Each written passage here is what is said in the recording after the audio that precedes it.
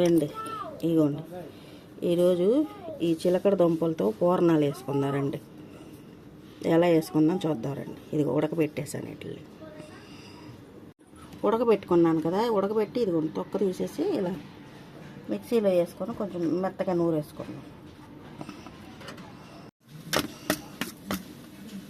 ఇగోండి దీన్ని మెత్తగా చేసేసుకున్నాను. చేత్తోనైనా చేసేసుకోండి, వచ్చేసిద్ది. లేదు అంత ఇదిగా ఉన్నదనుకుంటే మిక్సీలో వేసుకోండి, ఏం కాదు. కొంచెం నెయ్యి వేసుకుందాం ఇందులో.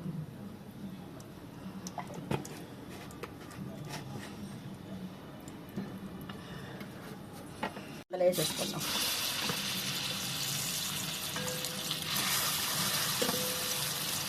ఇంట్లో మనం ఏ బెల్లం వేయట్లేదు, ఏవి వేయట్లేదు, చూడండి అలాగే.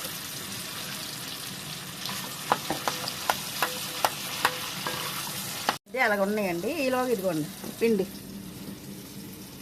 అట్టుపిండి. ఇది అట్టుపిండి అనమాట, ఇంట్లో ఉన్న పిండి అనమాట.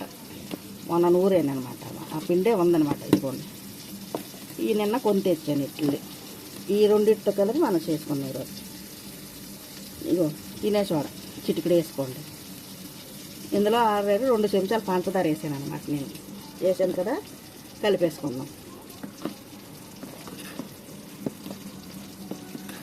ఇది పక్కన పెట్టేద్దాం 5 నిమిషాలు. ఇది అయ్యేదాకా ఇది ఏగుతుంది, చూసారా? చిలకడ దుంపల గుజ్జు చూసారా ఎలా ఏగుతుందో. ఇదిగోండి పాల పొడి అనమాట. ఇది మనము పంచదార వేయలేదు, ఇందులో బెల్లం వేయలేదు, ఏమీ వేయలేదు, ఉట్టుది అనమాట. అందుకని ఇదిగోండి పాల పొడి వేస్తున్నాను చూడండి.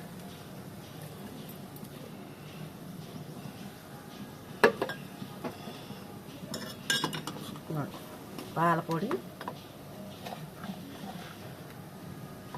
కొంచెం ఇలాచి పొడి వేస్తున్నాం చూడండి.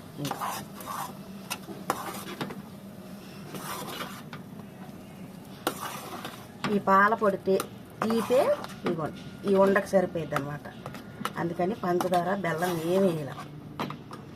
దీన్ని ఇప్పుడు మనం ఒక 10 నిమిషాలు మగ్గనిచ్చేద్దాం, గట్టిపడేలాగా కొంచెం. ఇదిగో చూసారా ఎలాగా, ఇంత రవ్వ కూడా అంటడం. చాలా టేస్ట్గా ఉంటుంది, చేసుకోండి మీ ఇంట్లో ఒకసారి. ఈ చిలకడ దుంపలు తెచ్చి ఉట్టు ఉడకబెట్టుకోవడమే కాకుండా ఇలాంటివి కూడా ట్రై చేస్తూ ఉండండి అప్పుడప్పుడు. కొన్ని జీడిపప్పులు వేద్దాం. ఇంకో కొత్తగా ట్రై చేశాను, మీరు కూడా ట్రై చేయండి. అయిపోయింది. దీన్ని మనం చల్లారి పెట్టేసుకొని వండుకు పెట్టుకుందాం.